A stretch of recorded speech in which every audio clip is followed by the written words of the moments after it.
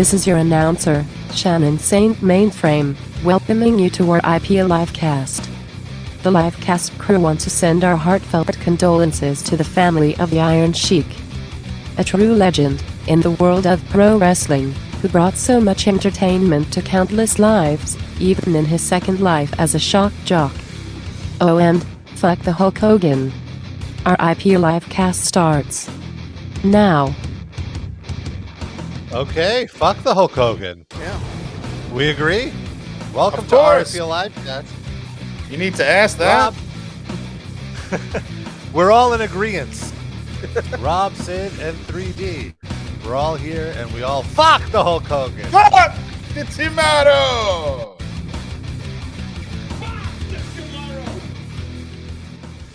And welcome Sadly, to the show, of course. Iron Sheik has no tomorrows left to fuck. Unless there's an Yeah, I hope afterlife. He'll I be hope we fucking are not the forever. ones to break it to you.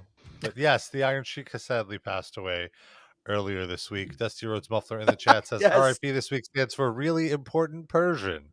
It's yes. It's the Or really only important Iranian Persian person. in Livecast history. There's never been another important Persian to any of us, right? That's fine. Rob's only You're a okay half. with that, Rob? Sure. I'm not I don't identify as Persian. I have But you're- Persian ancestry. You're partial Persian. Yeah, R.I.P.P. A legend. I wasn't too surprised that the Iron Sheik passed away. I kind of got the vibe that he must have been sick just based on him no longer visually appearing in his social media posts. What did he die I of? feel it. They didn't actually say. They just said he just died peacefully in his home. Run over by a truck, then. That's what that is. Well, hopefully he died doing what he loved, cocaine. And I fucking mean, Pretty sure by people the in end the he was ass. sober. Fucking people in the ass. Making them humble, yes. But I will say he has a fascinating life. A few weeks ago, Biography on A&E ran an episode on him because they have this cross promo deal with WWE where WWE produces these biography episodes on legends. A lot of them I feel are just, like this doesn't need to be retold again. But what? the Iron Sheik one was What's like, a useless one? I don't know. Let's see. Like, what was one that I recently watched, or that like one? Let me look up what they were. There was that Harvey Whippleman one that was completely pointless. He fell in Okay, love with one of Bertha them- Faye at age 17. One of them was on the NWO. Like, who gives a fuck? like how many times has that story been told? It's not even like. Yeah. you But know I what mean, also, you're like as plugged in as anyone in the world to the world of pro wrestling. This is probably for the casuals. But you're saying it I was guess. just like a gimmick review of the NWO, not like their Yeah, it personal wasn't a life. biography episode. Exactly. It was just like, here's a 1 hour, exactly how you put it, a recap episode of the storyline. Mhm. But no, there have been really good ones. Like the Dusty Rhodes one was exceptionally good. It was just like a great standalone documentary. There was one on China that was questionable. How so? China. Well, they China. kind of gloss over all the Triple H stuff because because obviously he's the head of the writing committee on the company now and the chief operating officer, so they're not going to make him look bad, and Stephanie as well being at the time the CEO of the company, so they really just like kind of brush past it very quickly, and then they just talk about like how hard she had it after she left WWE and how much she wanted that fame back, without mentioning that the whole reason she lost it they never really go into like, well, why did this happen, and very vaguely, but other than that very big oversight, it was a very well done documentary, and it was very tragic because all she ever wanted was acknowledgement, and it took her dying for WWE to be comfortable acknowledging her, which is the true like gross tragedy of it all. But anyway, the Iron Sheik episode was phenomenal because I mean, I somehow didn't know half of this stuff, even though we watched. I guess we watched that documentary that was produced about him called Chic. Did Yeah. It we? was on Netflix. Yeah. It's probably available for free. Did we? I don't think we I don't watched think- it on I the show. think- I didn't do. Yeah, because you said there's nothing to make fun of it. It was too grim to bother with a watch along. Yeah, it was a little sad because but also uplifting at the end because he did sober up, thankfully. But How wouldn't late know in it. his life did he sober up? Last week. well, he just died. Damn it! Also, there's apparently a lot of discussion on what his age is, if he's 81 or 80 or 85. I don't know how important that Basically, is, really. A couple of yeah. years here or there. If you were telling me there's speculation that he was like in his late 50s, that would be something. Well, I feel like this is very common with Iranian people because my dad also has a similar issue of he's not quite sure the exact year he was born. I think also I feel like I'm not sure if I'm conflating this with another country, but I feel in Iran when you're born you're considered one. So you might be like because of when you tell the customs person your age, they count an additional year. You know what I'm saying? Because Okay. your 0 to 1 year hmm would be the year prior. They're counting you as So- a fetus. Right. In Iranian culture, they do count I'm not like, I don't want to say this is exactly like, I think I might be pulling this out of my ass. Okay. I don't want to Joe Rogan you people, but I'm just saying like that I've heard with other people from that area that there's like, that they don't know how old they are. Or If they you don't know know that within they're a year, true. that's Well, yeah. They know the range, but not that's kind of weird for me though, too. I don't know. But Would you think anywho, of your dad differently if he was a year younger? my whole world would change. Would you love him then? No. It's Would too it late now. possibly mean he was underage when he got with your mom? No, absolutely. Okay, so No, that's fine. they met close to their 30s. Would Okay. he have to forfeit 1 year of Social Security? Oh no, Oh, that's a good question. I don't know. let's keep that quiet. The Iron Sheik. So the documentary was really interesting because it went a lot into how he came into the country. Like he was apparently the bodyguard of this famous politician, and the politician, An Iranian politician. an Iranian politician, yeah, in Iran. He was like a big athlete, and he was this guard, and apparently the politician said something against the Shah. Obviously, that's no good, and so there was, I believe, an assassination attempt, and then the Sheikh realized that his life was also in danger, so he left the country by himself, left his family, never saw them again, and Well, to be fair, lots of wrestlers do that. At least he had like a valid reason. The rest of them, it's just like, oh, I don't want to pay child support anymore. So, props to the Sheik. And then he landed in the Minnesota, where he was Minnesota. introduced to Billy Robinson. Was and there a he, reason that he ended up in Minnesota, or like why there? There probably was a reason. I don't know. He was attracted by his future hate of Jumpin' Jim Brunzilla. Oh no, V. Well, Brian that's Blair. where this is where they met. This is where they met at the V. wrestling Brian Blair is game. the one that he hates. Jumpin' Jim Brunzilla is Wrestling the game. good one. God bless his Isn't mother. Brunzell the one Yeah. who didn't share the coke? No, that's No, Jake V. Brian Snake Blair. Roberts. Oh, Is the one that didn't share the code.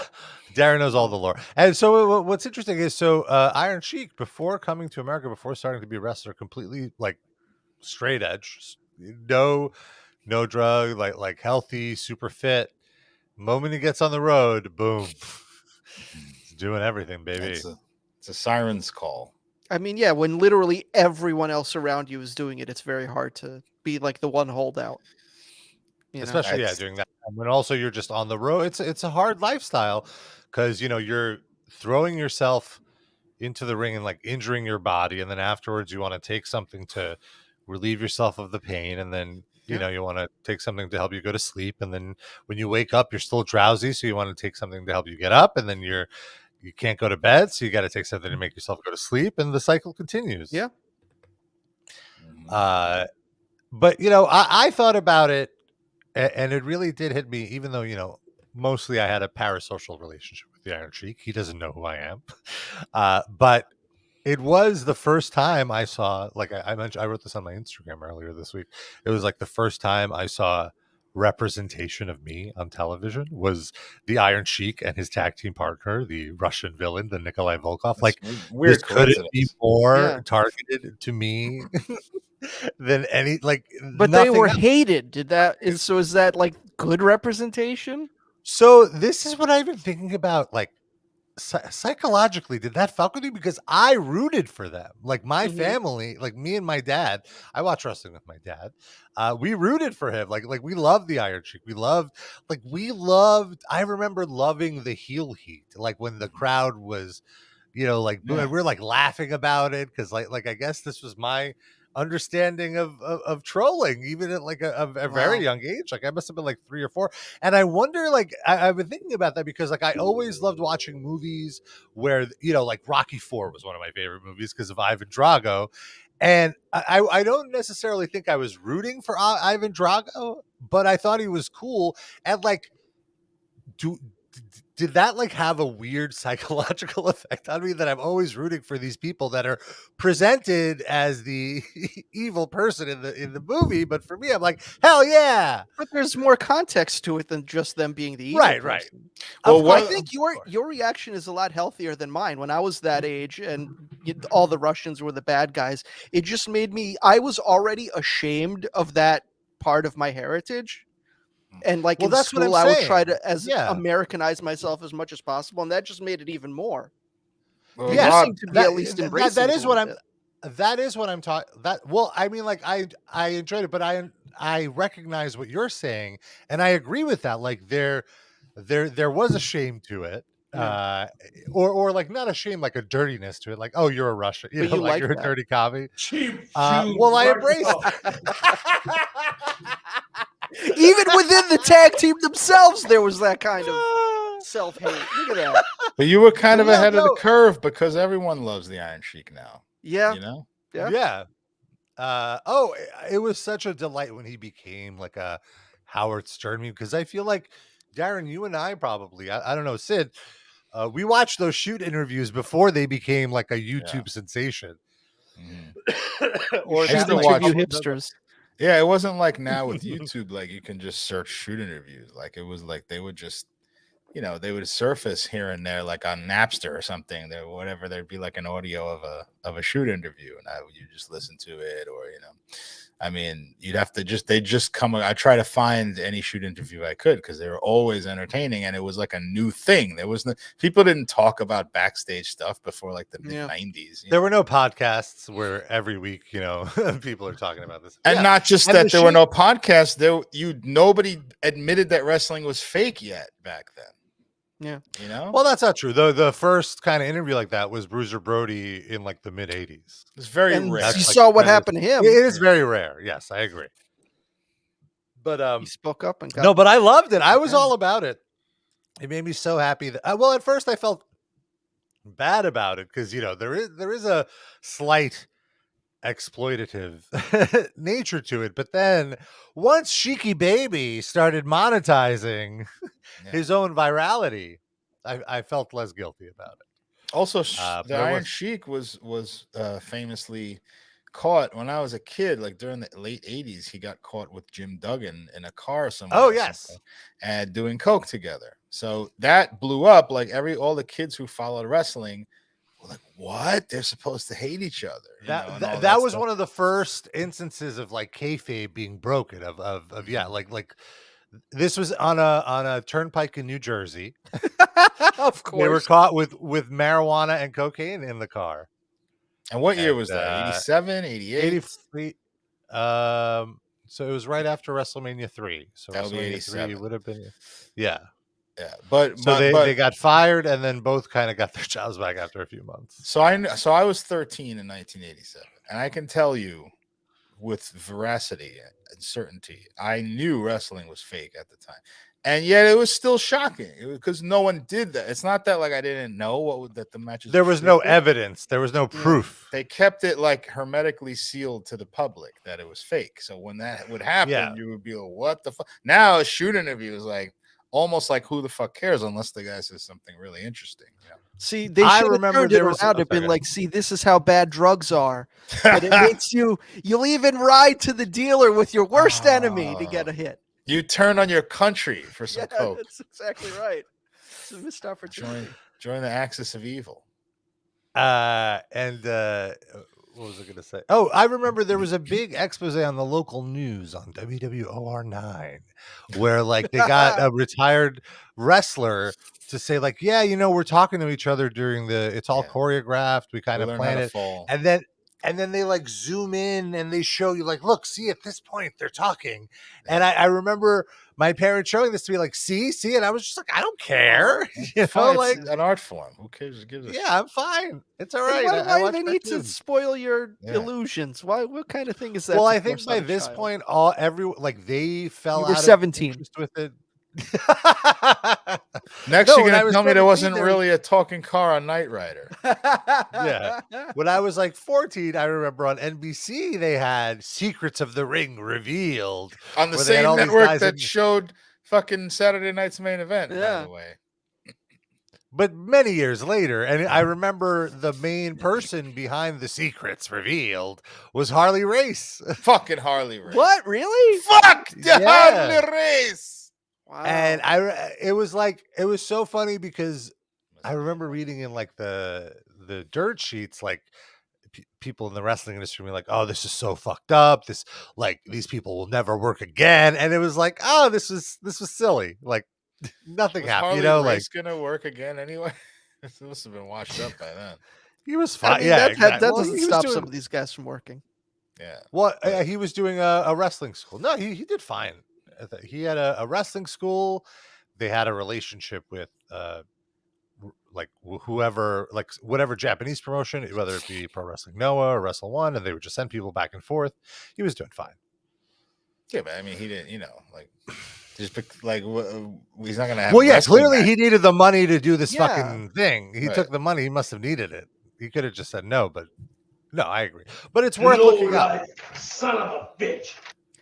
And really, like for the live cast, I mean, how much has the Iron Sheik meant to the live? I feel like we started giving props to the Iron Sheik before the like mainstream world did, maybe even. Yeah, we were the original demo, not the first album. Even.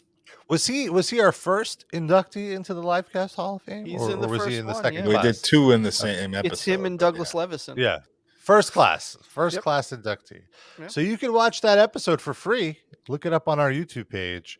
We did another like a whole hour on why we loved the Iron Sheik and all the classic clips that got us into enjoying him. It was quite a fun stroll down memory lane. And a few new things too. Yeah. Now he's with Baby Daniel. Well, was Baby Daniel baptized though? Oh, was the sheep baptized? He might be in limbo. Oh, I don't know. Now, when he meets Baby Daniel, is Daniel still a 7-year-old baby in heaven, or would he be like 27 by now? No, he's still a Baby Daniel. Wow, heaven's very limited. You can't become an adult in heaven. So no aging. No, isn't that a bit? Doesn't that itself make it feel like hell? Hey, I don't make the same age for eternity. Are you arguing with God? If you're a baby, not a 7-year-old baby, but like a baby, and you die, God forbid, you got goo goo gaga for eternity. You never get to age into a consciousness. There's like a nursery. Yeah, goo gaga for the rest of the time. Yeah. I want to point out that the moment Darren started speaking blasphemy, his internet connection started weakening. So really, is it still bad? Could it be a sign from God? Maybe. Oh. This just reminds me of the Sarah Silverman, the new Sarah Silverman special on HBO, where she talks about how like she would tell Christians like, "Hey, don't worry about it. There's no hell." Like telling Christian kids. Yeah. It was Outside good. of Good. Catholic school. It's a valuable service. Agreed. But of course, an old It Jewish is- lady would say that. They're not going to trust her. It's a lovely special. Definitely Yeah. worth I watching. enjoyed it. Committing the hour to it. She's a very funny woman. One thing that isn't quite worth committing the hour to, but I think we should watch some of this anyway, is the latest product announced by Apple Computers. Oh, I thought you were going to say Vince Neil. Like there was another Zamboni ad. He is the product. No. He's been a robot this whole time. So Apple hasn't introduced a new product in quite a while. Was Okay. the watch And the last thing? Yeah, the watch was like the last product they had. And I want to say, like at the time I was like, oh, who the fuck needs this? But I did end up getting a watch. Apple Fleshlight now? What's that? Apple Flesh Jack? This is close. It's close, almost. No, Apple announced a headset, and it's the creepiest fucking thing I've ever seen. I've never been more like stunned by a product that like this completely shattered even my now lowering loyalty to Apple. It's failing people. It's failing. Can I ask now? Doesn't Facebook/Meta have this product already? How is the Apple's Yes. version different? Well, we could look through it. We could, as we go through it, I could point out certain differences. But the main thing is with the Facebook headset, it's all virtual reality. You never see, it's not about seeing what's in your room. It's all about just, putting yourself in a different world. And this one is that also, plus augmented? Yeah, this is mostly augmented reality, which means it adds a layer onto what's happening in the real world. But then there is also virtual reality elements to it. So it's that is more like the Facebook one feels more like a toy, and whereas this is just a computer on your face. And is this one way more expensive? Way more expensive, and we'll get to that. Okay. It's insane. They've lost their fucking minds lately. Like I'm with their fucking pricing, charging $600 for headphones. Get the fuck out of here. Wasn't that one of my complaints about Apple, and you kind of dismissed it and I kind of steamrolled over it that it's not that expensive anymore? Well, it's only gotten exponentially worse, I guess. I think with like laptops or whatever, the price differential seems more reasonable. I don't know. So they've stopped focusing on jerking people off for the laptops, and they're into this realm now. The laptops are like their lowest, like the laptops and desktop computers are the lowest priority on their thing anymore, which is the thing I use the most of theirs, which is as a fan I'm not quite happy about. But in the last year or two, they upgraded their entire infrastructure because now they make their own computer chips. So finally, they actually made a great laptop, which is why I upgraded mine. And hopefully I won't have to do it now for like quite a while. Okay. But anyway, I wanted to play this presentation because it's insane. It's so insane. And like, it's so dystopian. I just watch this. I'm like, I can't believe they're really doing this. And I feel like we could have a lot of fun riffing on it. So this is almost like you could see a taste of what one of our watch-alongs would be like, because this is what it would be like on our Patreon. So here it is. Here's from the presentation. No. One more thing. Fine, Rob. EyeSight utilizes a unique curved OLED EyeSight. It's okay. with a lenticular lens Rob, to stop protect the selling cortex fear of and your misinformation. eyes. Each Oh, person here you go. Misinformation It projects merchants. the correct. I'm sorry there to interrupt you. It projects the correct perspective of your eyes to each person looking at you. What? Does that mean if two people are looking at you, it projects a different image to them? No, I don't think so, right? Maybe. The result is a 3D display that makes the device look